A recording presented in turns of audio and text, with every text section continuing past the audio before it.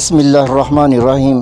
ایک نیک عورت کو بلی کو بھوکا پیاسا رکھنے کی وجہ سے دوزخ کے عذاب میں مبتلا کیا گیا، جبکہ ایک فحاشہ جسم فروش عورت کو ایک پیاسے کتے کو پانی پلانے کی وجہ سے اللہ نے عذاب جہنم سے نجات دی۔